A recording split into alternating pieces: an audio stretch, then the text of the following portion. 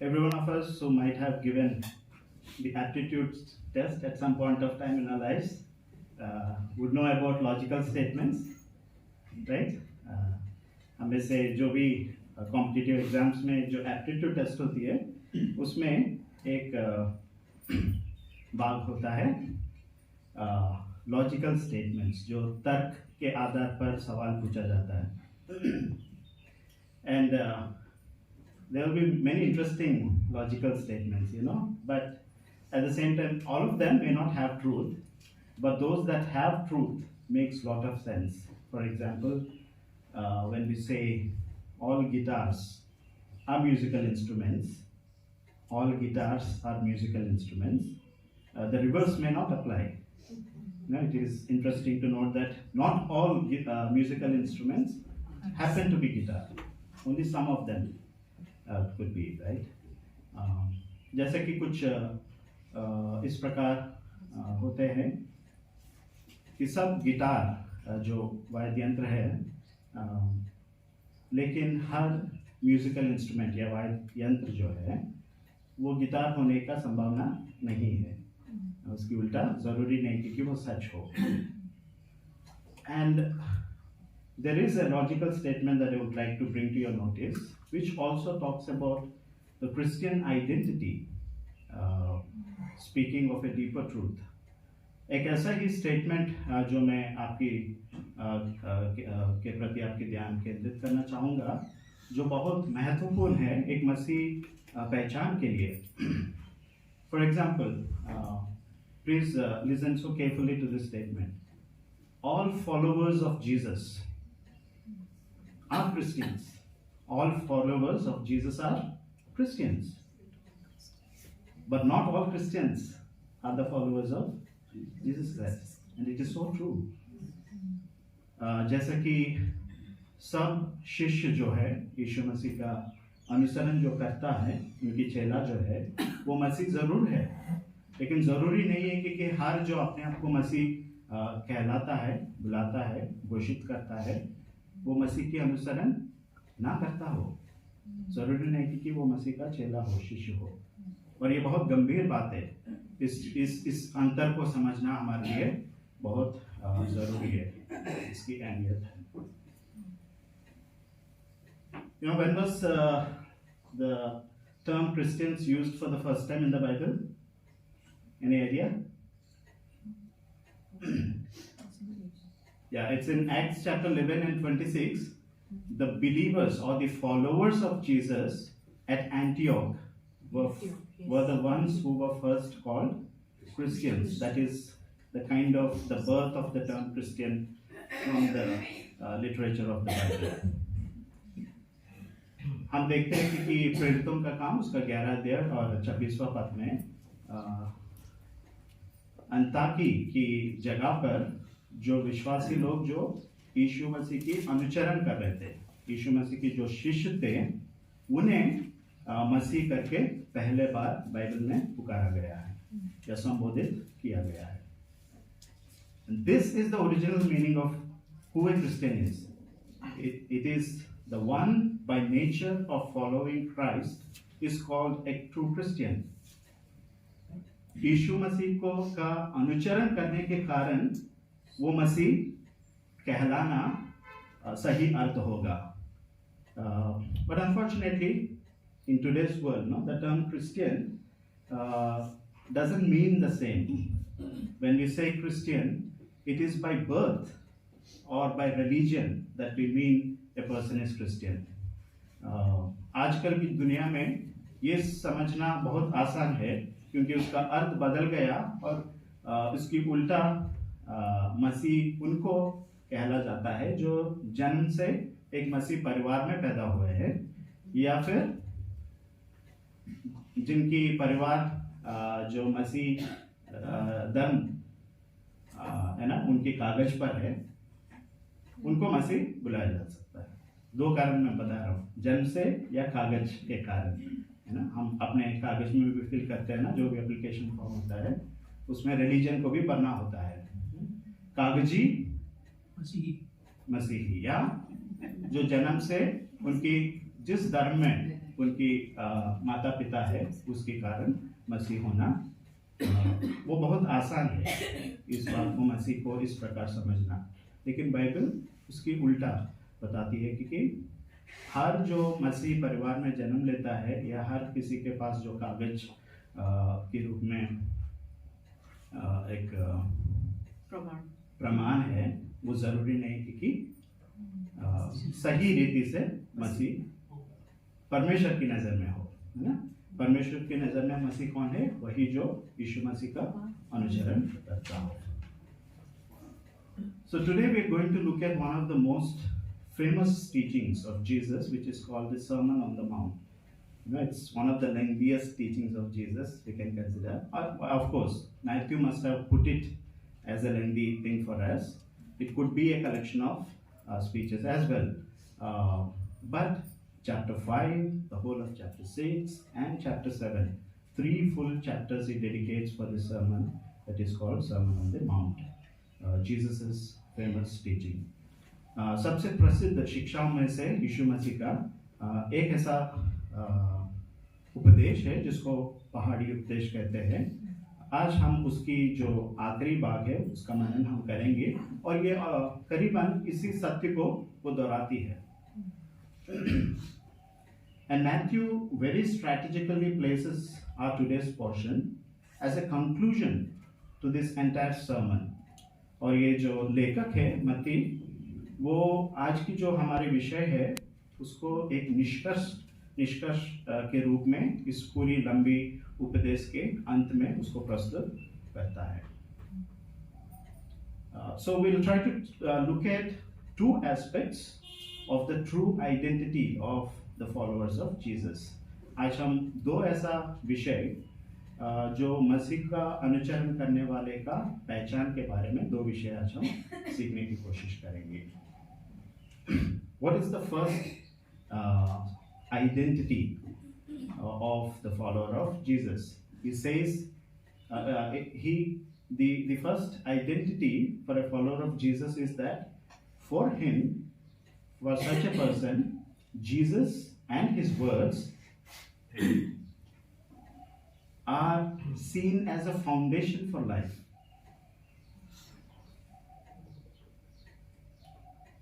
मसीह का अनुसरण करने वाले का पहचान सबसे पहली चीज उसके जीवन में ये होगा कि वो यीशु मसीह और उनकी कही हुई बातें या उनके वचन को अपने जीवन के आधार को मानता है। For a follower of Jesus, Jesus and his words are a foundation for his life. And that is why in verse 24 we see, when I say that this is, Jesus' teaching, it also means that Jesus is seen to his audience as a teacher, right? ये तीनों अध्याय में हम देखते हैं कि जिनको प्रचार यीशु मसीह कर रहा है उनकी नजरिया से देखे तो यीशु मसीह एक शिक्षक है। और एक शिक्षक करता क्या है? What does the teacher do? The so-called rabbis or the teachers of the law, they will say, you look at the law of God, right? They cannot say with authority, you look at me, right?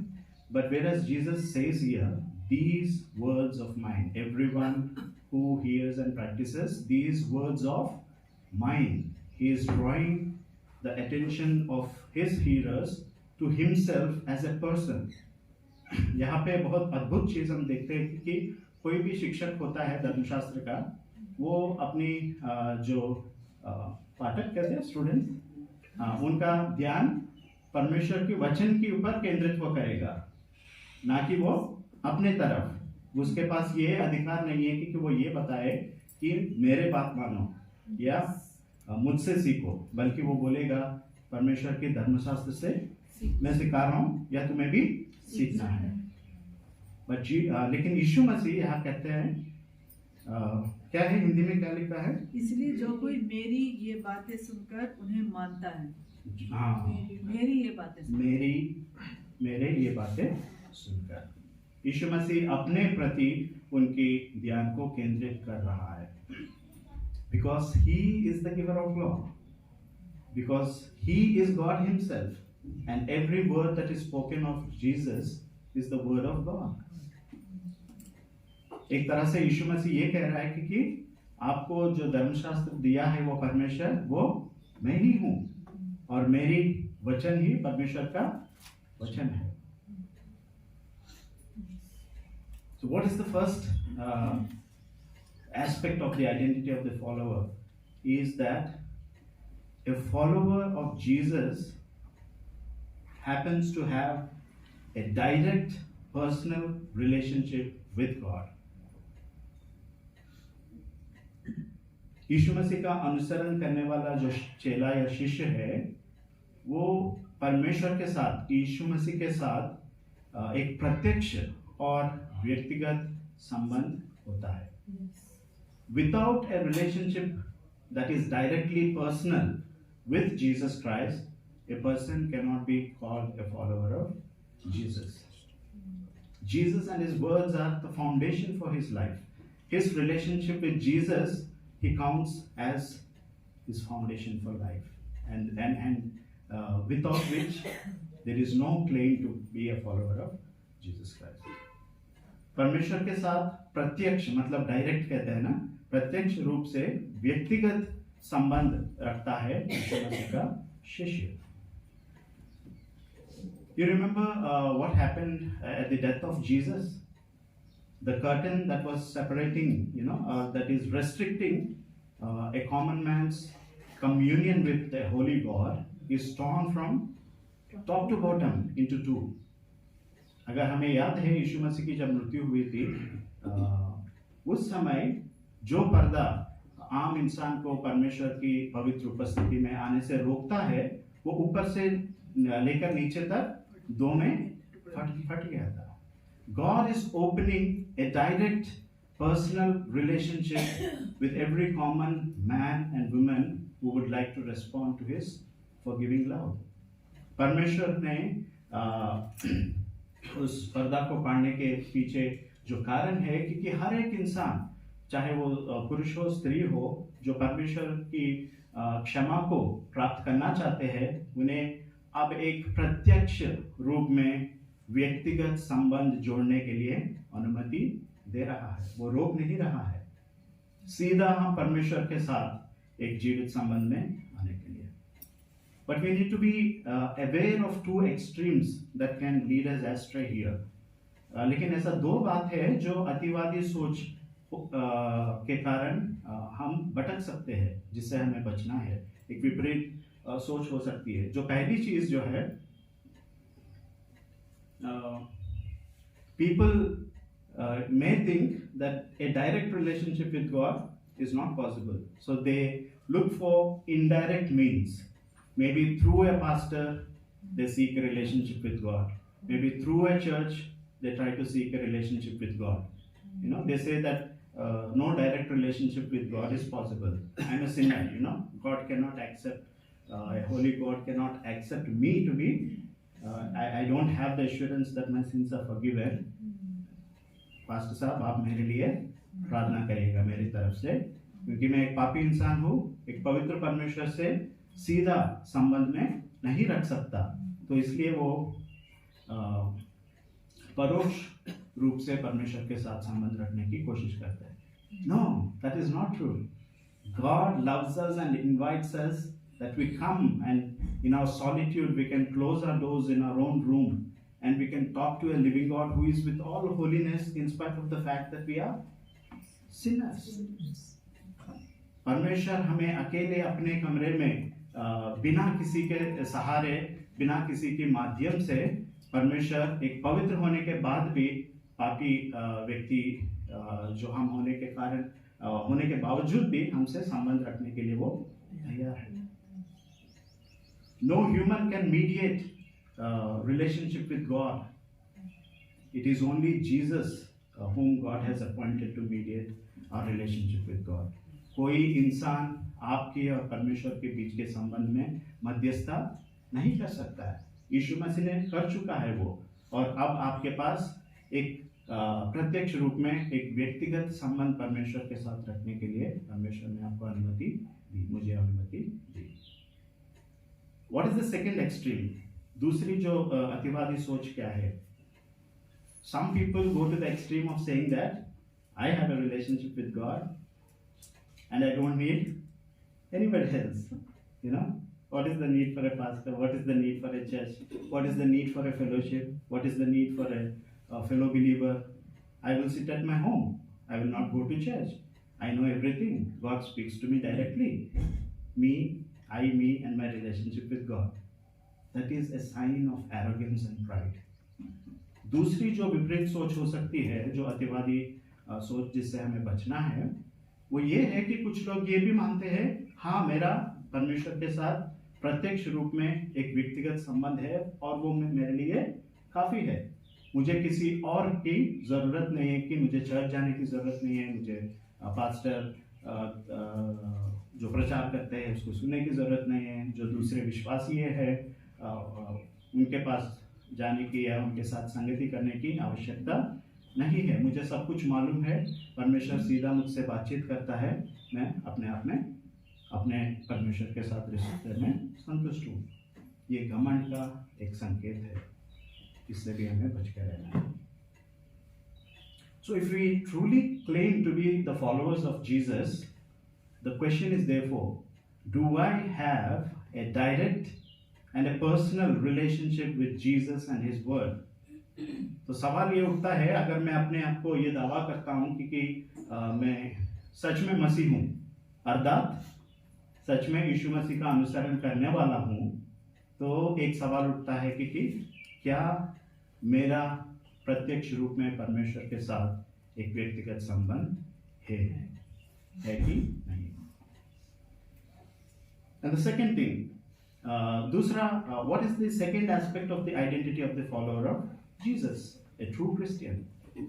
जो सच्चा सही मायने में जो मसीह है, जो यीशु मसीह की का अनुसरण करने वाला व्यक्ति का दूसरा हिस्सा क्या है, उसकी पहचान की? In the same verse 24 itself, he says, first thing is he's drawing people to himself. He's saying these words of mine. And now he's saying that he is drawing their attention from moving them beyond hearing to practice. He's saying that these words of mine, when they become foundation for your life, and the second thing that you are expected to do is not just to hear, but to implement, to practice, to obey it. दूसरी जो चीज जो मसीह के अनुचरण करने वाले की पहचान की जो की बातचीत करता है, वो यीशु मसीह कह रहा है, पहले मेरे पास आओ, मेरे साथ संबंध रखो, वो तुम्हारे जीवन का नींव बनेगा। और दूसरी चीज जो तुम्हें करना है, तुम्हारी पहचान की एक अंश बनना है, वो है ना केवल सुनने वाले ही बन के रह जाओ, बल्कि आगे बढ़ना है। किस हद तक? जो यीशु मसीह और उनके वचनों से सुनी हुई बात को अपने जीवन में अमल में लाने के लिए, लागू करने के लिए हमें वो कदम उठाना है। ये सही पहचान है जो भी व्यक्ति दावा करता है कि मैं यीशु मसीह का शिष्य हूँ।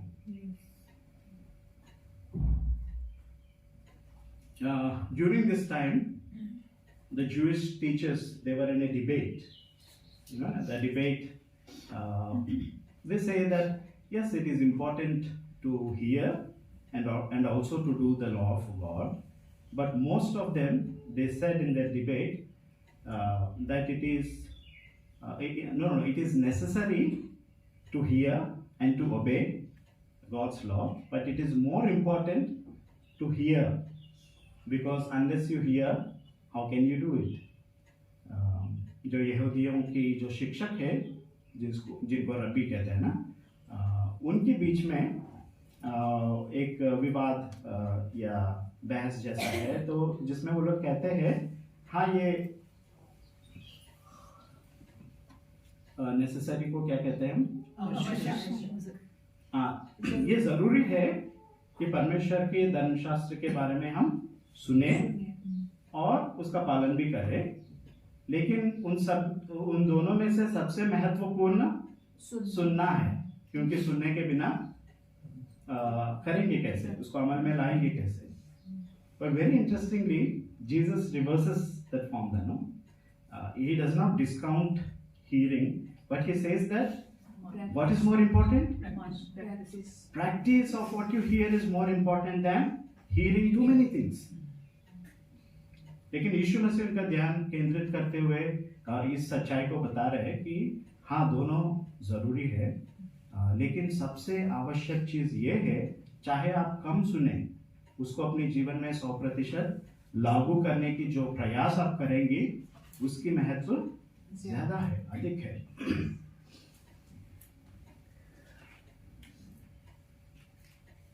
And beautifully, Jesus compares this practice of word to wisdom.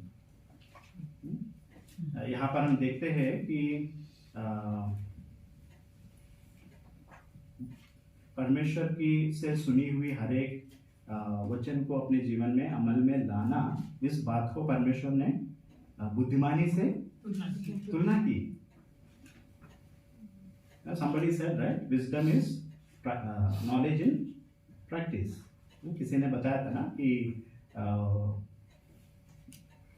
बुद्धिमानी क्या होती है? जो ज्ञान हम प्राप्त करते हैं उसको लागू जब हम करते हैं, वो इंसान सही में बुद्धिमान है.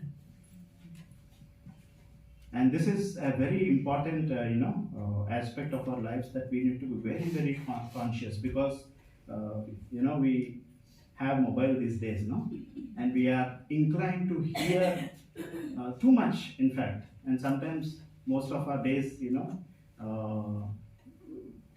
we have so many things to hear, to listen to, one video after the other, one lecture after the other, and we have so many our favorite preachers these days, and we promote them also. We say, मैं इनको सुनता हूँ, आप भी सुनिएगा, है ना?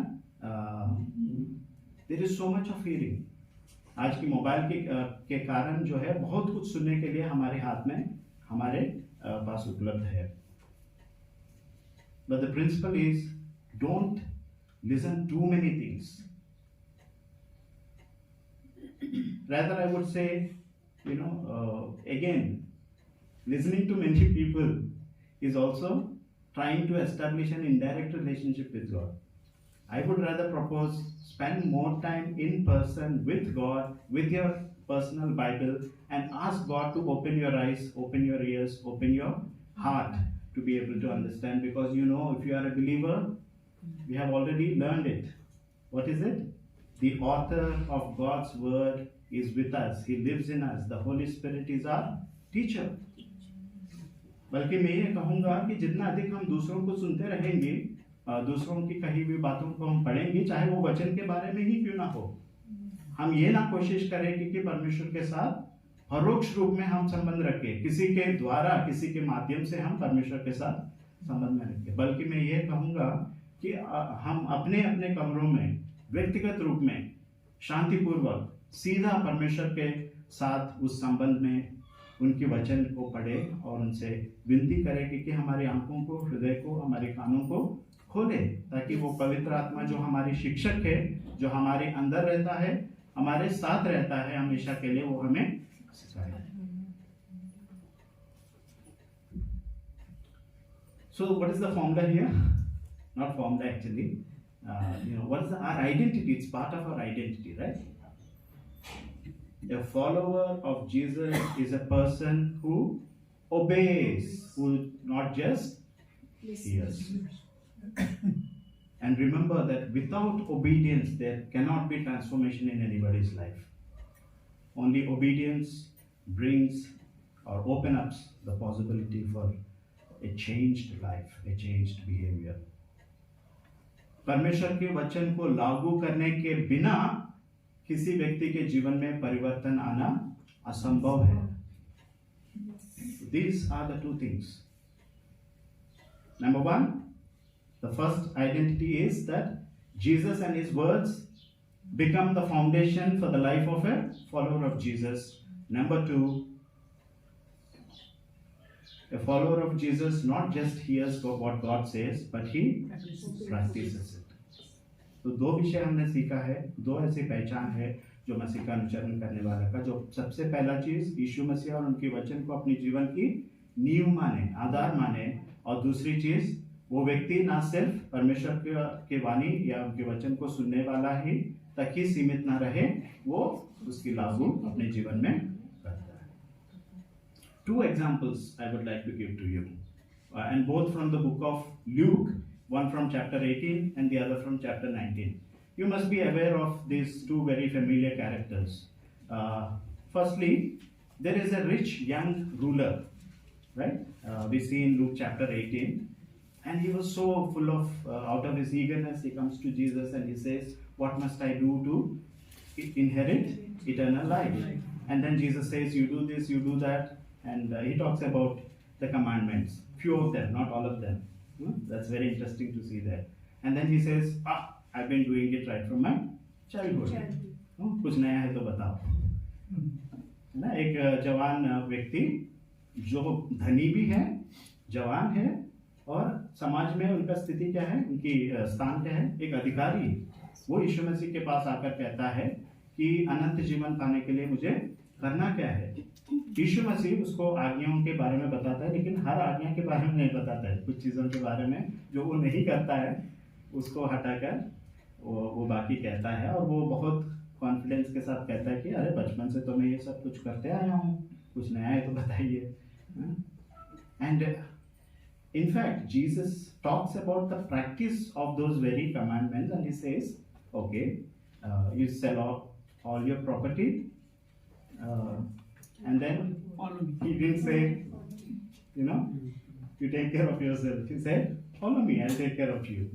है ना? यीशु मसीह ने उसको उस लेवल तक ले गया था कि उसकी जो आज्ञाओं को जो मानता है उसका पालन करने का जो परिभाषा उसको सिखाने के लिए यीशु मसीह ने क्या कहा, जो भी तुम्हारे पास संपत्ति है उसको बेचकर टाटा गुड बाय नहीं, हाँ मेरे पीछे आओ, मैं तुम्हारी जरूरत को पूरा करूंगा। But this man, being very rich, you know, chooses to love money, more than God. And what was Jesus's call?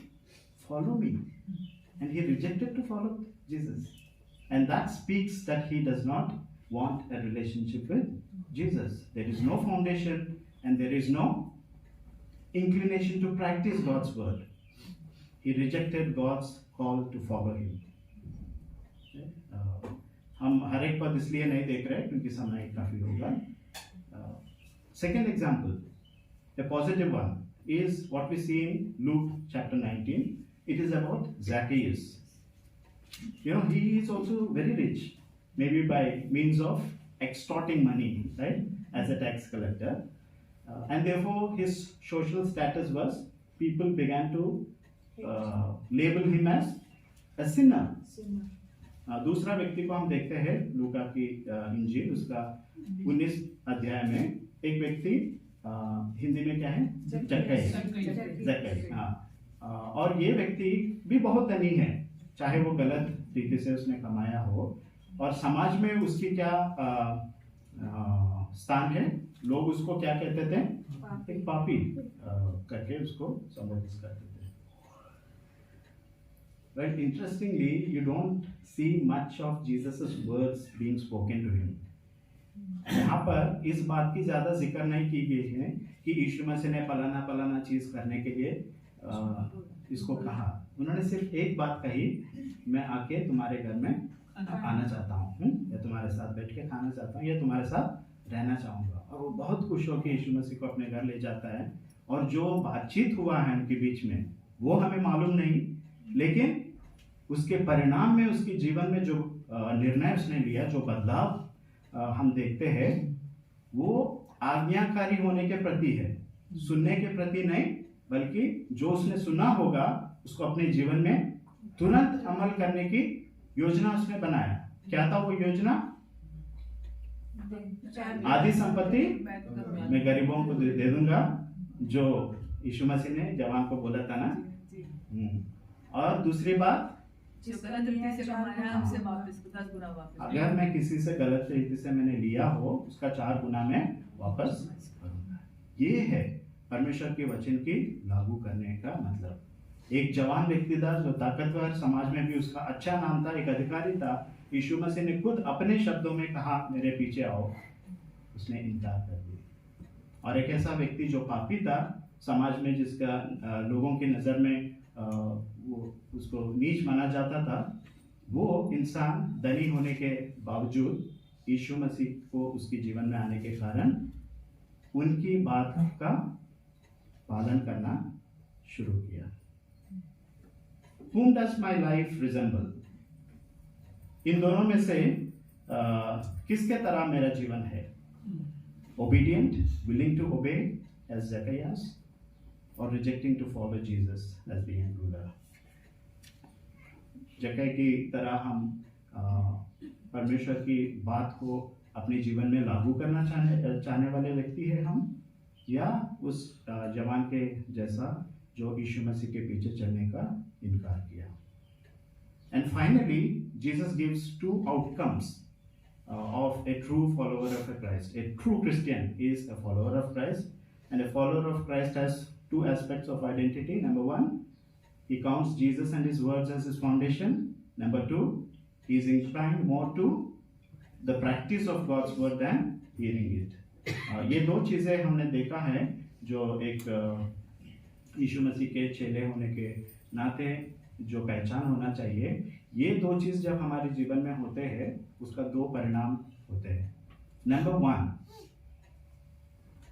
a person who has Jesus and his words as a foundation and who gives himself or herself fully to obey rather than to hear will stand firm in testing times, in hardship, in the most difficult and trying times of life. These are the people who stand firm. People who have obedience as their priority, people who have their personal relationship with God as a priority and foundation for their lives, they will never stumble when a storm comes in their life. चाहे कितना भी कठिन या मुसीबत से उन्हें गुजरना पड़े, ऐसे परिस्थितियों में भी वो दृढ़ रहेंगे, स्थिर रहेंगे, वो गिरेंगे नहीं। And these are the people, when Jesus talks about he is like a wise man who builds his house on a rock, and how he defines that musibat, the difficult times. Storm and rain. Very interesting. Something is coming from above, something is coming from below, above and below, and in the middle there is His house. I don't know, even middle also, no? तीन चीजों के जिक्र वो कहता है, ऊपर से भी, नीचे से भी और बीच में भी, हर तरफ से, हर डायरेक्शन से मुसीबत आ गया, बचने का कोई संभावना नहीं, फिर भी ये इंसान अपने जीवन में गिरेगा नहीं, वो नष्ट नहीं होगा। ये जो घर जो है वो उसकी जीवन की प्रतीक है ना, वो उसका जीवन नष्ट नहीं होने देगा परमेश्वर। And the second thing, interestingly, is the writer talks about from the life of Jesus. How beautifully this passage ends. He says the listeners were so amazed to hear at Jesus, and they say that this man is different from the rest of the teachers of the law. He speaks with a man who has authority, like a man who has authority. Jesus implemented every word that he spoke. What he said of himself was, if you look at the whole Gospel of John, many a times you come across Jesus saying, I have not come into this world on my own. My Father has sent me. I have not come to do my own will. I have come to do the will of my Father. यूहन्ना की इंजील में कई बार हमें ये सुनने के लिए मिलता है जहाँ पर यीशु मसीह खुद के बारे में वो कहता था कि मैं अपने लिए इस दुनिया पे नहीं आया हूँ, पिता ने मुझे भेजा है, और मैंने अपने इच्छा को पूरा करने इस दुनिया में मैं नहीं आया हूँ, बल्कि मेरे पिता जो परमेश्वर पिता की इच्छा को पूरा करने आया। You look at the foundation and his commitment to practice, and that is why he was seen as a man of authority. Every word he spoke was seen in public, being implemented in Jesus' life. हर एक शब्द यीशु मसीह की मुंह से जो निकला है वो समाज में सबकी आंखों के सामने सार्वजनिक रूप में यीशु मसीह के जीवन में वो चीजें लागू होते हुए लोगों ने देखा है। When we obey God, And when we hold on to our personal relationship with God, a direct relationship with God, we will never discount it. We will gain such a confidence in our lives that whatever we speak, even if it is less, whatever we do, even it is unseen, will be influential. People will see that authority, not of our own, but the authority that is given by God in our lives. जब हम परमेश्वर की वचन को लागू करने के लिए अपने जीवन में बहुत उत्सुक रहते हैं और परमेश्वर के साथ हमारे व्यक्तिगत संबंध को ही हम अपने नींव बना लेते हैं, उस चीज को हम कभी छोड़ते नहीं हैं, तब हमारे जीवन प्रभावशाली होगा, दूसरों के लिए आशीष का कारण बनेगा। वो खुद हमारे जीवनों में देखेगा कि ये व्यक्ति जो है, इनके अंदर परमेश्वर बसता है, परमेश्वर की अधिकार इनके जीवन में दिखता है। So in conclusion, we began to say, all followers of Jesus are Christians, but not all Christians are followers of Jesus. It is true. It is 100% true. You will find only a few followers of Jesus, those who are called to be true Christians. हर मसीह यीशु मसीह का अनुचरण करने वाला नहीं है। बहुत कम मात्रा में आप ऐसे लोगों को पा पाएंगे जो यीशु मसीह को सच में उनके पीछे चलने वाले शिष्य होते हैं, कम संख्या में। तो सवाल ये है, am I a Christian by practice or just a Christian by paper and religion? Who am I? मैं हूँ कौन? जन्म और कागज के कारण अपने आप को मैं मसीह कहला रहा हूँ, या सच में परमेश्वर के वचन के आधारित पर उसके अनुसरण के कारण मैं मसीह अपने आप को दर्शा रहा हूँ? We have seen the 2 marks and what should remain as a priority even in these times of Lent meetings is that again these 2 things. How best can I nurture my personal and direct relationship with God? How can I gain the best out of my personal relationship with God? Not waiting for someone to intervene and to tell me what to do and what not to do. Is God speaking to you directly to your heart and making sense to you through your personal scriptures, copy of scriptures that you have? तो इन lent के दिनों में हमारी प्राथमिकता क्या होना चाहिए? सबसे पहले हमें इस प्रत्यक्ष रीति में परमेश्वर के साथ व्यक्तिगत संबंध को और मजबूत करना है कि कितना अधिक मैं अपने व्यक्तिगत समय जो परमेश्वर के साथ बिताता हूँ, कितना अधिक मैं परमेश्वर की आवाज़ को सुन पा रहा हूँ, उसमें मैं अधिक और कैसे अपने आप को मजबूत करूँ. And the second thing is that we need to ensure that we obey and not just remain hearing and hearing and hearing. We should go beyond hearing and make that step of obedience and ensure it to happen. जो दूसरी चीज़ हमारे लिए प्राथमिकता होना चाहिए वो ये है कि हमें ये सुनिश्चित करें कि हम परमेश्वर का कही हुई हर बात को मैं अपने जीवन में लागू करूँगा या करूँगी. आइए प्रार्थना करें. Lord, even as we reflect on the teachings of Jesus, on his life, on what it means for his sacrificial death on the cross during these Lent days, help us, Lord, to truly know who we are in your eyes, to be able to identify ourselves in terms of a foundation of having you and your personal relationship with you, Lord, as the foundation of our lives. And help us to be people who can be identified, willing to identify, not just by hearing your word, Father, but as people who would practice it, ensure to practice it, oh Father. Give us that impetus, give us that deep desire and longing, Father, that we will never give away our personal relationship with you and seek an indirect relationship with you, oh Father. Lord, you have permitted us to personally relate with you and help us to learn how to do it and to gain the best from it, oh Lord. And help us to be people by virtue of obeying you, be known as true Christians and followers of Jesus. In Jesus' name we ask. Amen.